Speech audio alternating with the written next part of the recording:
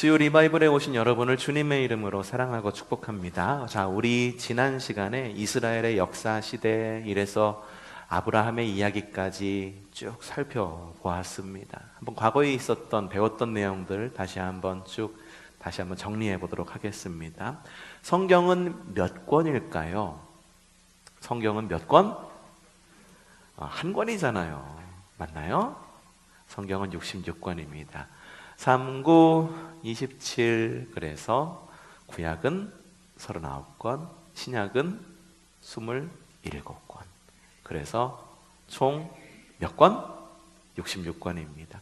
성경 이 66권의 내용들은 다 다릅니다. 그리고 그 안에 들어있는 문체도 역시 모두가 다 다르고 저자도 다 다릅니다. 하지만 이 성경 66권을 꿰뚫고 있는 내용이 있는데 그건 뭐냐 하면 하나님께서 어떻게 하나님 나라를 건설하시고 하나님 나라를 어떻게 통치하시며 하나님 나라를 어떻게 이끄시는지의 내용이 아주 관통하여서 들어 있습니다. 창세기를 읽을 때 그리고 신약 성경의 맨 마지막 책인 요한계시록을 읽을 때 우리가 하나님 나라와 그리고 하나님 나라를 통치하시는 하나님의 통치하심의 관점에서 보는 것은 매우 유익한 관점입니다. 마태복음을 읽을 때에도 하나님의 통치의 관점에서, 말라기를 읽을 때도 하나님의 통치의 관점에서, 사도행전을 읽을 때에도 하나님의 통치의 관점에서. 왜냐하면 하나님의 통치는 인류의 역사가 시작되기 오래 전부터 이미 이 땅 가운데 있어 왔고, 그리고 지금도 하나님은 통치하고 계시고, 그리고 앞으로도 주님께서 통치하실 것이기 때문입니다. 나라는 바뀔 수 있습니다. 역사적으로 나라는 굉장히 많이 바뀌어왔어요. 제국들도 바뀌어왔습니다. 이스라엘을 멸망시킨 기라성 같은 그런 나라들, 바벨론, 아수르, 그리고 이집트나 로마도 이집트는 예외. 이집트는 지금도 있죠. 이집트는 지금도 있습니다. 지금도 여행 가려면은 갈 수 있어요. 여러분, 피라미드 있는 나라가 이집트인데 그 이집트가 과거에 모세가 이스라엘 백성들이 출애굽한 그 이집트 맞습니다. 그 이집트가 그 이집트예요. 놀라운 게 뭔지 아세요? 이집트라는 나라가 얼마나 오래된 나라인지 여러분, 역사상 매머드라고 하는 그 코끼리 같은 큰 동물 아시죠? 매머드가 살아있을 때부터 이집트는 있었어요.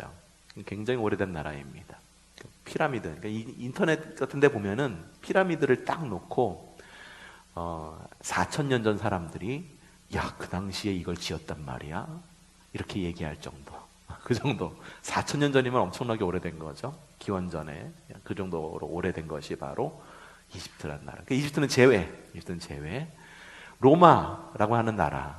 로마도 지금 남아있기는 하죠. 도시국가로 남아있긴 하지만 예전에 제국이었던 로마는 완전히 무너지고 지금의 로마는 카톨릭을 유지하기 위한 도시국가 정도에 불과하죠. 모든 제국은 다 멸망했습니다.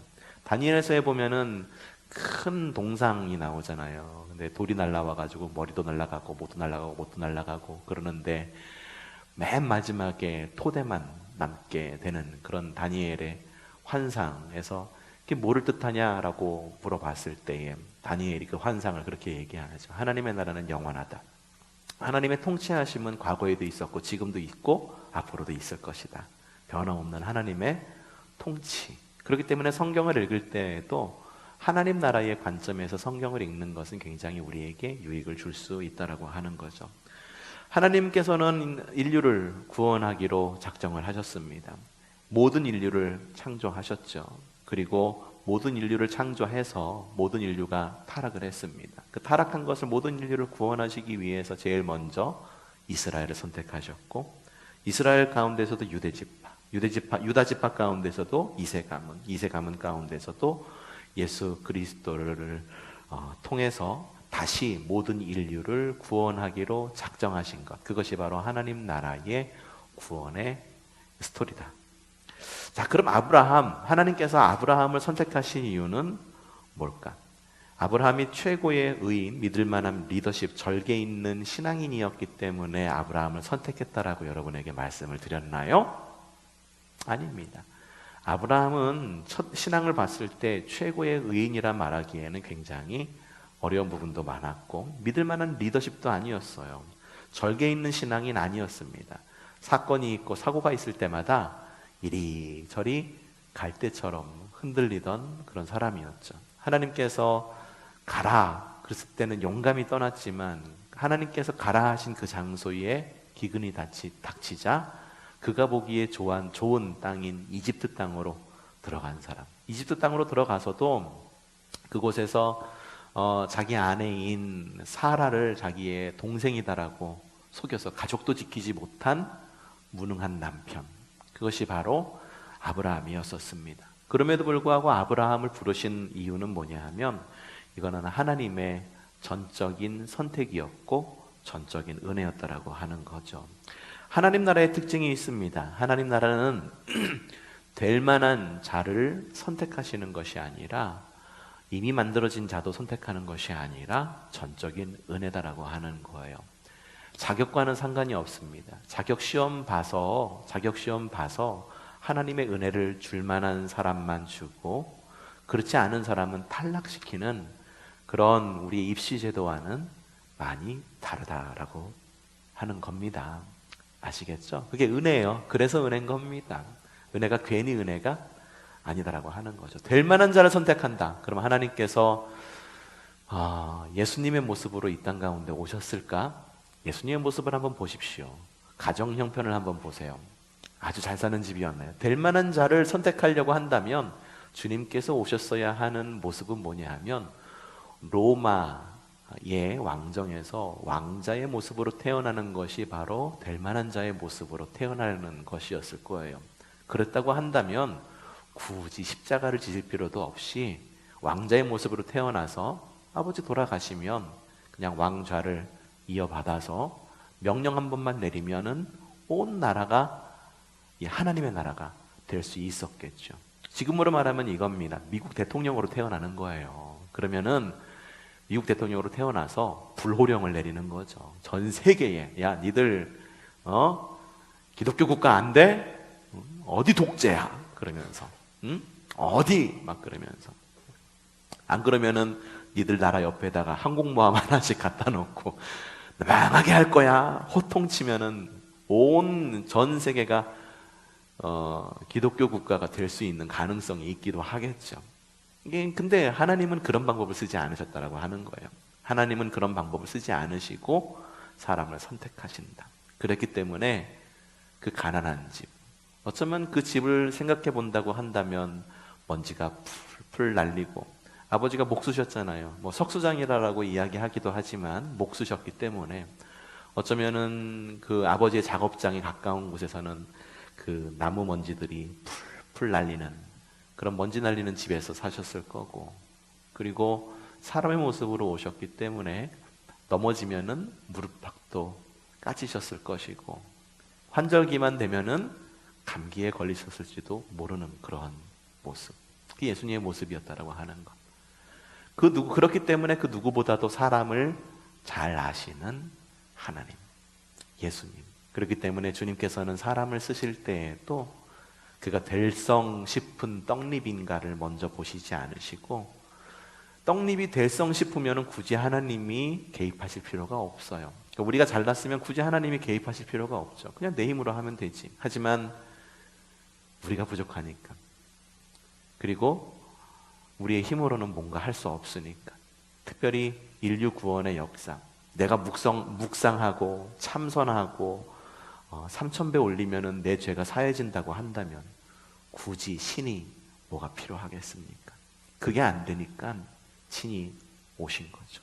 그래서 은혜라는 겁니다. 하나님께서 사람을 쓰실 때에는 그렇기 때문에 될 만한 자를 선택하는 것 아니다. 아브라함을 선택한 것도 역시 될 만한 자였기 때문에 선택한 것이 아니라 전적인 하나님의 은혜였다라고 하는 겁니다. 족장시대예요. 이게 족장시대인데, 족장시대에 아브라함 말고 또 한 사람이 살고 있었습니다. 성경에 나온 족장시대의 대표적인 인물이 누구냐면 바로 욥이라고 하는 사람입니다. 오늘은 그래서 욥에 대한 이야기를 좀 살펴보고 넘어가려고 합니다. 자, 욥기는요, 이스라엘 족장시대를 배경으로 쓰여진 글입니다. 자, 그러면은 언제 쓰여졌을까요? 욥기는 언제쯤 쓰여졌을 것 같습니까? 이거에 대해서는 알 수 없다. 힌트도 주지 않는다라는 거죠. 내용은 어떤 내용을 담고 있죠? 부와 가족과 건강을 모두 잃고 왜? 라는 질문과 씨름하는 욥의 이야기가 담긴 것이 욥기입니다. 왜라는 질문을 할 수 있는 것은 굉장히 건강한 겁니다. 하나님이 왜 나에게 이런 환경을 주셨지? 하나님이 나에게 왜 이런 건강을 주셨지? 이 왜라는 질문이 보통 우리는 어려울 때만 하거든요. 건강이 안 좋을 때만, 아니면 재정이 안 좋을 때만, 환경이 어려울 때만 왜라는 질문을 하게 되는데, 이 왜라고 하는 질문은 언제나 해야 되는 겁니다. 기쁠 때나 슬플 때나, 부할 때나 가난할 때나. 그러니까 내가 지금 풍요롭다라고 말하면 그렇게 질문할 수 있어야 돼요. 하나님, 내가 지금 왜 이렇게 풍요를 누리고 있는 거죠? 하나님 왜 나에게 이러한 부를 준 거고 이러한 건강을 주신 거예요? 라고 왜라고 물을 수 있는 신앙이 굉장히 건강한 신앙인 거예요. 근데 사람들은 보통 그렇지 않죠. 어떨 때 왜라고 질문하나요? 어려울 때, 힘들 때, 건강이 안 좋을 때, 돈이 부족할 때, 자녀가 잘 안 될 때, 뭔가 하려고 그러는데 계획대로 안 될 때 왜를 질문합니다. 근데 어떤 때도 질문하라고요? 잘 될 때도 질문하세요. 여러분에게 갑자기 재산이 늘어났어. 그러면은 하나님 왜 재산이 늘어난 겁니까? 하나님의 뜻을 알고 싶습니다. 왜라고 질문하시고, 자녀가 똑똑해. 자녀가 잘 돼. 하나님 왜 내 자녀가 잘 되죠? 내 자녀인데 왜 잘 되는 건가요? 날 닮았으면 잘 될 이유가 없는데 왜 잘 되는 거죠? 왜라고 질문하시고, 하나님 나에게 왜 건강을 주셨죠? 이 나이쯤 되면은 그래도 많이 골골대고 아파야 되는 것이 정상 아닌가요? 그런데 건강해요. 왜 나에게 이런 건강을 주셨죠? 그럼 어떤 상황 속에서도 왜라는 질문을 잘 할 수 있기를 바랍니다. 아셨죠?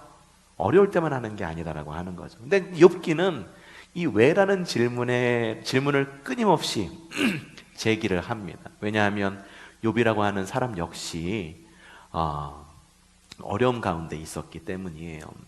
자, 구성은 이렇습니다. 천상에서 벌어진 하나님과 사탄의 논쟁이 처음에 나오죠. 뒷부분을 다시 한번 보겠습니다. 그리고 욥과 친구들 사이에 3번의 논쟁이 욥기에는 나와 있어요. 돌아가면서 세 친구가 나와서 욥과 돌아가면서 계속해서 논쟁이 이어지는데 이게 3번 반복됩니다. 그리고 마무리가 지어지는데 욥기의 마무리는 욥이 드디어 하나님의 주권을 깨닫고 시험 전보다 훨씬 더 많은 복을 얻게 됐다라고 하는 것. 근데 여기 나온 복이라는 모습이 예전에 있었던 것보다 훨씬 더 많은 부와 자식과 관계를 회복시켜줬다라고 하는 그런 복의 모습으로 오기도 하지만, 하나님의 복이라고 하는 것은 꼭 그런 모습만으로 오는 것은 아닙니다. 어쩌면 욥에게 고난이라고 하는 복이 있었기 때문에 이후에 주어진 그런 환경이 감사하게 느껴지고, 그리고 그런 것들이 훨씬 더 하나님의 은혜다라고 여겨진 것. 그래서 여러분 그런 말이 있잖아요. 고난이 복이다 라고 하는 말 들어보셨나요? 고난이 복이다. 고난이 축복이다라는 말 들어보셨죠?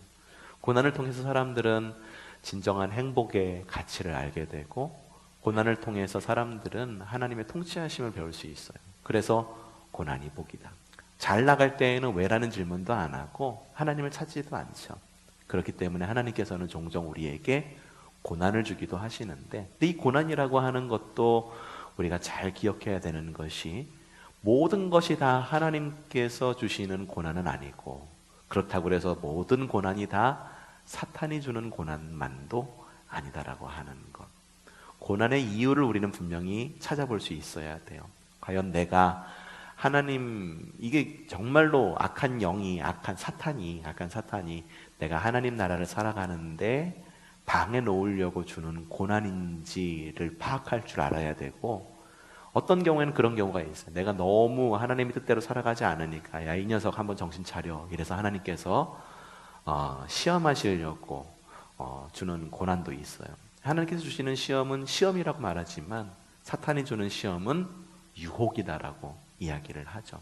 하지만 하나님도 아니고 사탄도 아니고 나 자신으로부터 시작되는 고난도 있어요. 돌이켜보면은 나 자신으로부터, 나의 잘못된 삶의 습관, 혹은 내가 가지고 있는 잘못된 생각, 행동, 이런 것들로 인해서 스스로부터 시작된 고난도 분명히 있죠. 대부분의 사람들은 그 고난을 나에게서 찾지 않아요. 대부분 바깥에서 찾습니다. 바깥에서 찾아요. 누구 때문에, 어떤 환경 때문에, 누구 때문에. 근데 이 때문에라는 말을 쓰는 것보다 덕분에라는 말을 좀 썼으면 좋겠어요. 때문에는 누군가에게 책임을 넘기는 말이죠. 아유, 글쎄, 어떤 권사님 때문에 내가 이렇게 마음이 상해. 이게 아니라, 아유, 어떤 권사님 덕분에 내가 이렇게 행복하네. 이런 덕분에라고 하는 말. 긍정적인 어떤 그런 덕분에라는 말이 좀 사용됐으면 좋겠다 라고 여러분에게 좀 말씀을 듣고 싶고, 시험은 그렇습니다. 시험이라고 하는 건 그래요. 아시겠죠? 시험이라고 하는 건 곧 사탄만이 주는 것도 아니고 하나님만이 주는 것도 아니고 나로부터만 시작되는 것이 아니고, 과연 그것의 근원이 어디이고 그 시험을 어떻게 이겨나가야 될지 해결책을 찾으려면 그 시험이 누구로부터 시작됐는지를 갖다가 분별할 줄 알아야 되는 거예요. 자, 그러면 욥기는 누가 썼을까요? 욥기는 누가 썼을까요? 욥기. 자, 퀴즈. 베드로 전후서는 누가 썼을까요? 베드로가 썼습니다. 요한 1, 2, 3서는 누가 썼을까요? 사도 요한이 썼습니다. 그럼 욥기는 누가 썼을까요? 욥이라고 쓰면은 제 속임수에 넘어간 겁니다. 욥이 쓰지는 않았어요. 누가 썼느냐? 성경을 들여다보면 알 수 없습니다.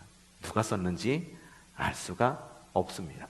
성경학자들이 추론하기를 욥 자신이 쓴 걸 수도 있다라고 말하는 성경학자들이 분명히 있기는 합니다. 하지만 모세가 썼다라는 이야기도 있고 솔로몬이 썼다라고 하는 이야기도 있습니다. 왜냐하면 이 욥기라고 하는 것이 지혜서에 속하기 때문에 지혜서에 속하면은 이거는 솔로몬이 쓴 거야. 시가서에 속하기도 합니다. 시적인 부분들도 있어요. 그렇기 때문에 솔로몬이 쓴 것이 아니냐라는 그런 추측도 있죠. 반면에 이스라엘 사람이 아니라 이방 사람이 쓴 책일 수도 있을 것이다 라고 하는 이야기도 있습니다. 자, 중심 주제는 뭘까요? 욥기의 근본적인 질문이 무엇일까를 좀 우리는 알아야 되는데, 우리는 보통 이렇게 질문합니다. 하나님께서 사랑의 하나님이시고 전능하시다면 왜 의로운 사람이 고통을 받는가? 실제로 그렇죠. 살다 보면은 어려움을 겪는 사람들은 열심히 살려고 노력하던 사람이 참 많은 어려움을 겪는 것을 우리는 주변에서 볼 수가 있어요. 며칠 전에 뉴스 하나가 떴는데 택배기사님 한 분이 극단적인 선택을 한 그런 기사를 본 적이 있습니다. 살기가 어려운 것은 둘째치고 갑의 횡포 때문에 못 살겠다라고 하는 유서를 남긴 것 같아요. 그래서 어려움을 겪는 그런 모습으로다가 극단적인 하나의 선택을 하게 된 건데, 열심히 살려고 하는 사람들 세상에 정말 많죠. 열심히 살려고 하는 사람 세상에 참 많습니다. 그럼에도 불구하고 그 열심으로 살아가는 사람들의 삶은 계속해서 왜 변화가 없는 거고 계속해서 어려움을 겪게 되는가를 질문하게 되는 거예요. 근데 이 질문은 그 누구나 할 수 있는 질문입니다. 이 땅을 살아가는 사람이라고 한다면 누구나 질문을 하게 되어 있어요. 그래서 생겨난 것이 사상이라고 하는 거예요. 공산주의가 왜 생겨났을까요? 사회주의 왜 생겨났을까요? 아니 왜 이렇게 열심히 뼈 빠지게 일해도 왜 지주만 계속 부자가 되고 가난한 사람은 왜 계속 가난해져? 야, 이럴 바에는 지주의 것 다 뺏어갖고 가난한 사람들에게 나눠 가져서 우리 모두가 다 공정한 사회에 살아가자라는 의미에서 공산주의가 나온 거예요. 공산주의가 그거잖아요. 같이 생산해서 나눠 갖자, 같이 똑같이 나눠 갖자라고 하는 것이 공산주의죠. 그러면 자본주의가 왜 나왔을까요? 공산주의의 반대말은 자본주의입니다. 사회주의의 반대말이 민주주의예요. 공산주의의 반대말이 민주주의가 아니에요. 이건 달라요. 경제 용어이고 정치 용어 두 개가 다른 용어죠. 그러면은 자본주의는 왜 나왔을까요? 자본주의도 역시 마찬가지예요. 야, 모든 사람이 평등하게 살려면은 똑같이 나눠 갖는 것, 야, 그것도 하나의 방법이 될 수도 있겠지. 야, 그런데 각자에게 자유를 줘가지고 열심히 일할 수 있는 기회를 주면은 모든 사람이 자기의 형편껏 행복하게 살 수 있지 않겠어? 라고 해서 생겨난 것이 자본주의예요. 그러니까 모든 사람이 그런 질문을 하는 거예요. 모든 사람이 선하게 살아가려고 하는데 도대체 이 절대자라는 분이 어디 있길래 의로운 사람이 계속 고통을 받고 어려움 가운데 있는 사람은 계속 어려움을 겪게 되는가? 정의와 관련된 문제이거든요. 정의. 그래서 지난번 설교 때 공리주의에 대해서 이야기하고 개인주의에 대해서 여러분에게 이야기한 적이 있을 거예요. 지금 팔복 이야기 듣는데 팔복 이야기의 맨 마지막 이야기가 의를 위하여 핍박받는 자는 복이 있다라고 하는 부분인데 그거는 우리가 정의에 대해서 뒤에서 한번 다시 다룰 내용이기도 합니다만 많은 사람들이 그렇게 질문하는 거예요. 하나님께서 사랑의 하나님이시고 전능의 하나님이시라고 한다면 왜 의로운 사람이 계속해서 고난을 받지? 근데 욥기에서 그 답을 찾을 수 있을까요?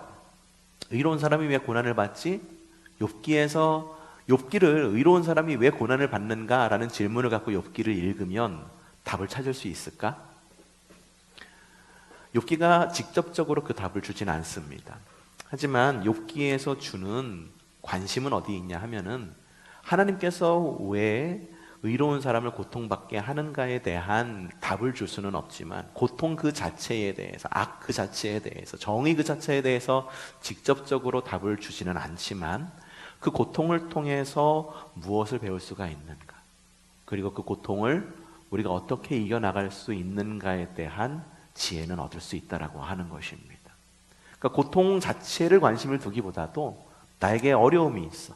그럼 이 어려움을 어떻게 극복하고 어떻게 이겨내야지? 라는 답을 얻고 싶다고 한다면 욥기를 읽으면 되는 거예요. 그러면 그 방향과 길을 볼 수가 있다라고 하는 거죠. 고난 중에서 하나님과 어떤 관계를 유지할 것인가? 그거에 대한 답을 주는 것이 욥기다. 우리는요, 보통 고통 가운데 자기 자신과 맞닥뜨릴 때 자기 자신을 이해하고 하나님과의 올바른 관계를 이어가게 됩니다. 나를 돌아보게 되죠. 그렇죠? 오늘 아침 새벽 기도 때 내용이 그거였어요. 뭐냐면 내가 갑자기 시한부 인생 선고를 받게 된다면, 시한부 삶의 선고를 받게 된다면 과연 내가 할 수 있는 것이 뭘까? 내가 가장 하고 싶은 것이 뭘까? 사랑하는 사람에게 사랑한다는 말 하려고 하지 않을 것인가에 대한 이야기인 거죠. 사람들이 맨 끝에 갔을 때, 고통 가운데 있을 때 나를 돌아보게 되는 거예요. 그리고 하나님과의 관계를 돌아보게 되는 거죠. 그래서 고난이 곧 복이다 라고 하는 말이 있는 것이 아닌가 싶습니다. 우리 한번 그렇게 기도해보면 어떨까요? 하나님, 나에게 이런 고난이 있습니다. 고통이 있습니다. 어려움이 있습니다. 이 기회를 통해서 나를 돌아볼 수 있는 시간 되게 해주시고, 사람들과의 관계를 돌아볼 수 있는 시간 되게 해주시고, 하나님과의 관계가 새롭게 되는 시간이 되게 해주세요. 그렇게 기도해보면 어떨까라는 생각이 듭니다. 담임 목사로서 종종 못된 마음이 들기도 해요. 어떤 마음이냐면은 이렇게 뺀질뺀질하고 신앙생활을 갖다가 잘 이어갈 것 같은데, 아이고 잘하다가도 이 기복이 있는 분들이 있고 꼭 이렇게 뺀질뺀질하게 하는 분들이 계시거든요. 어느 교회나. 우리 교회 얘기를 하는 건 아니죠. 우리 교회 그런 분들 없죠? 왜 웃으세요? 예.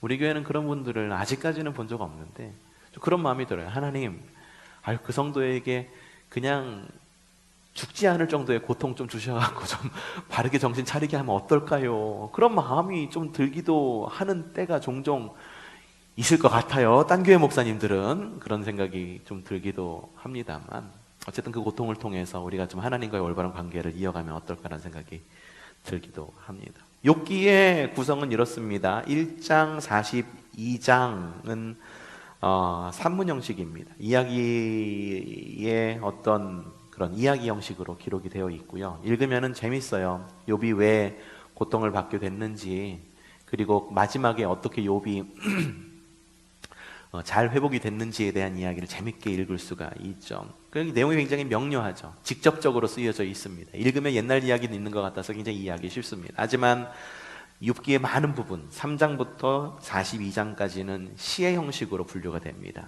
욥기가 시가서로 분류되는 이유가 바로 가운데 있는 가장 큰 도막, 몸뚱이가, 가운데 토막이 시가서로 분류되기 때문인데, 그래서 어렵게 느껴져요. 상징적인 이야기들, 신화적인 이야기들, 이해하지 못할 말들, 이 이야기를 좀 한번 쭉 읽고 나가면 이해하면 좋겠지만 그렇게 한 번 읽고는 이해하기 어려운 시들, 함축적인 말, 그래서 가운데 토막은 참 이해하기 어려운 부분이 있지만, 반면에 이 이야기를 다른 말로 표현하자면 뭐냐 하면, 이해하기는 어렵지만 신비롭다, 하나님의 신비가 느껴진다라고 느껴질 수 있는 부분이기도 합니다.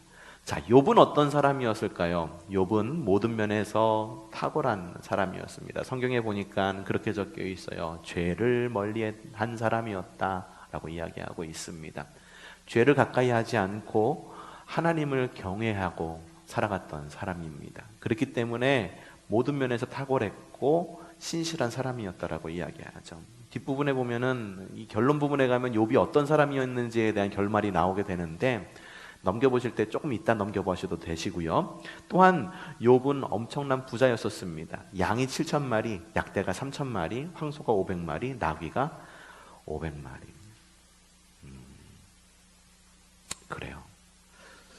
우리 양장로님 저기 그 목장 해봐서 아시잖아요. 소를 500마리 키운다는 게 어떤 부자입니까? 얼마만큼 부자예요?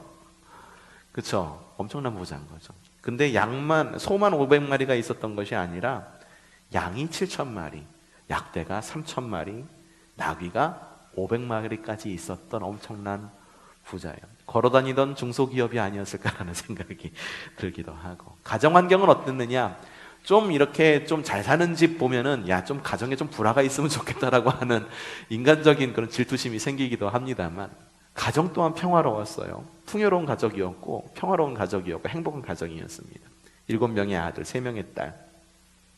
정결한 삶을 위해서 자녀 하나하나를 두고 희생제사를 드리기까지 하는 굉장히 하나님 앞에서도 올바른 삶. 그러던 어느 날 하나님 앞에 사탄이 나타납니다. 그래서 대화를 하죠. 사탄이 나타나요. 여기서 우리가 좀 생각할 게, 여러분, 사탄이 뭘까요? 사탕 말고 사탄. 사탕은 달달하지만 사탄도 좀 달달하긴 해요. 바로 맛보면 달달해요. 좋은 것을 줄 것 같이럼 달달합니다. 하지만 뒷맛이 그렇게 쓸 수가 없어요. 사탄이 어떤 존재일까? 우리는 보통 사탄을 루시퍼라고 이야기를 하죠. 그리고 많은 사람들이 사탄의 그런 기원을 따질 때 원래 하나님을 찬양하는 천사의 찬양하는 루시엘이었었지만, 하나님께서 받으시는 찬양을 보니까 하나님이 너무 빛나 보인다라고 하는 거예요. 그래서 야, 그 빛나 보이는 찬양 나를 위해서도 좀 찬양하면 어떨까? 그래서 자신을 찬양하기 시작한 거죠.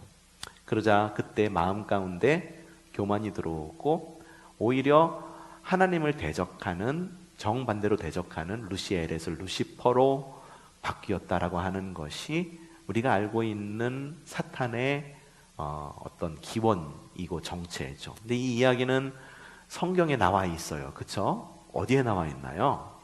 창세기 잘 읽어보면 나와 있죠? 아닙니다.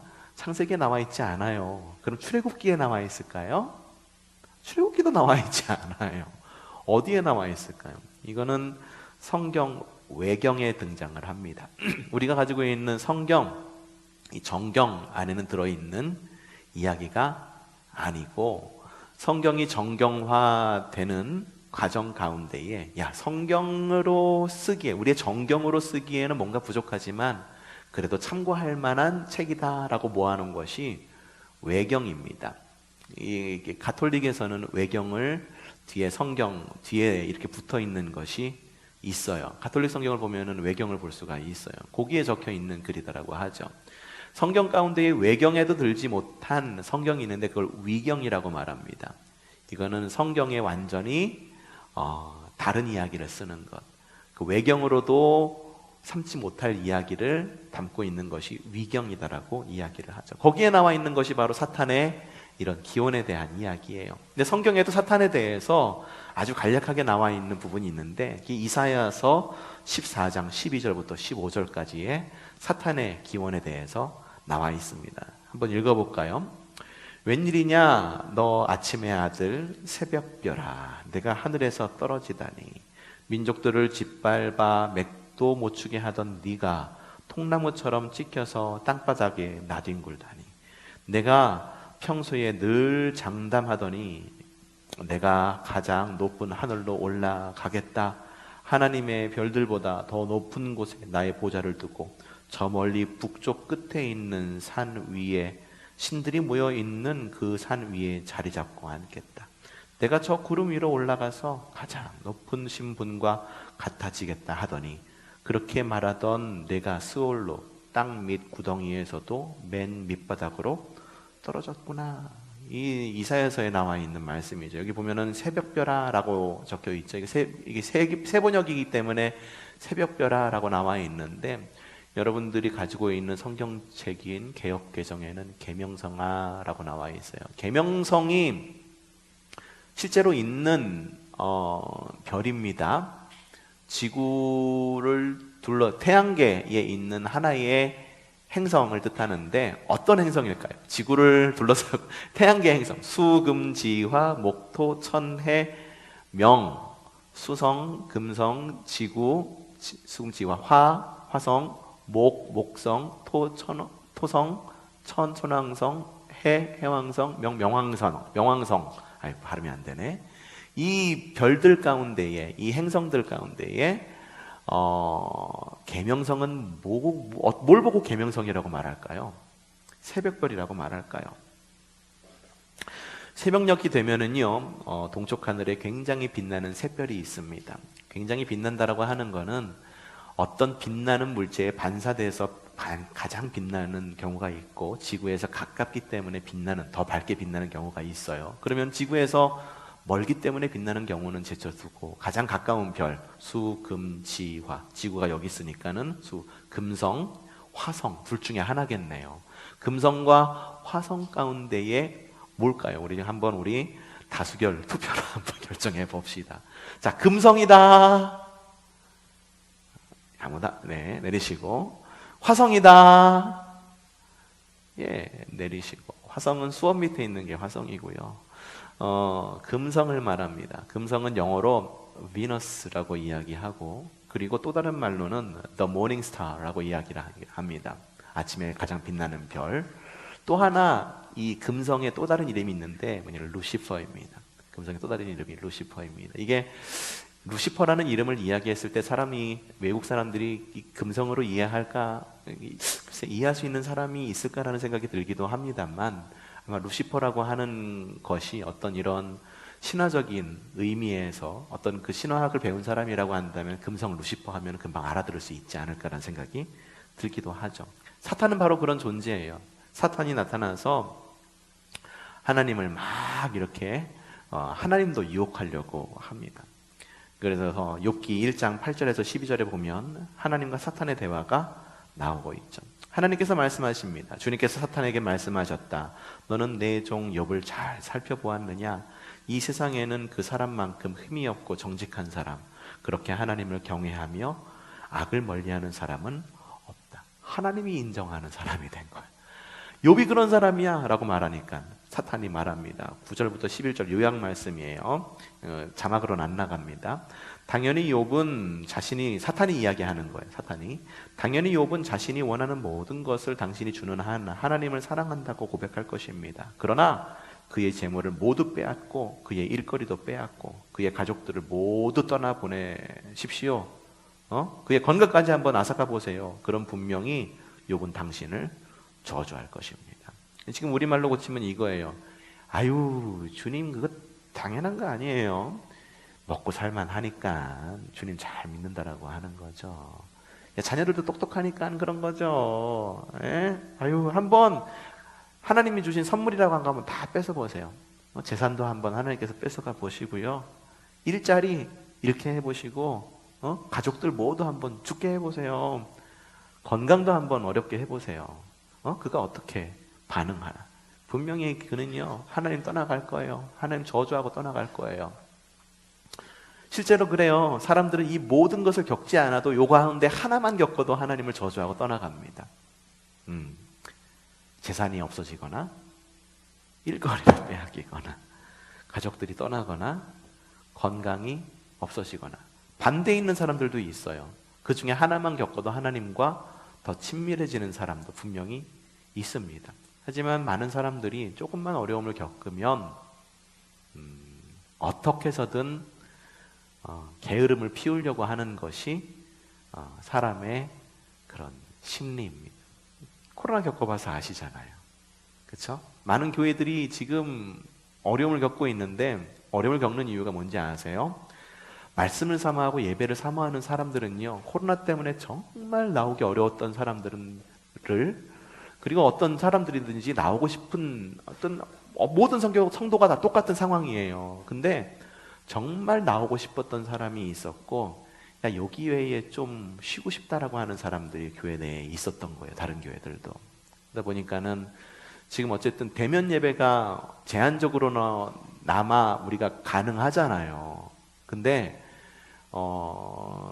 문제는 뭐냐 하면은 여전히 이렇게 핑계가 있으신 분들이 있으시다는 거. 우리 교회는 없죠?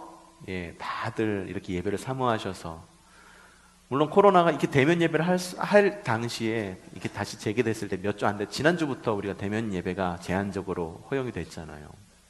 정말 예배를 사모하는 사람들이 나와서 예배하면서 어떤 교회의 간증을 들어보니까는 눈물을 펑펑 흘리면서 예배하는 성도들이 그렇게 많았다라고 이야기를 하더라고요. 주님, 내가 나오고 싶었는데 못 나왔었어요.